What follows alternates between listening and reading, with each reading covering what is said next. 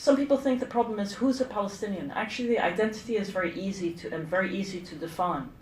The problem we have, all of us outside who are from 48 or from other generations even, is how do you show the lineage between yourself with a Danish passport or a US passport with your parents and grandparents who have the Palestinian documents.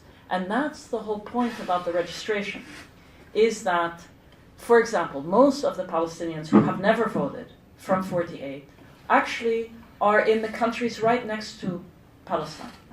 And most of those families have UNRWA cards, right? An UNRWA identity card is sufficient if you have your parents' card.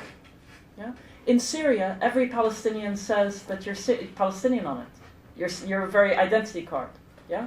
But let's say in Europe, you'd have in Denmark, or you have here, people that were born in Denmark whose parents came from Lebanon during the War of the Camps, for example. They would have to bring a copy of their parents, their grandparents, their aunts, somebody's ID with them. What's interesting in refugee voting is that in many cases, in many countries where there's been refugee, they have no papers at all.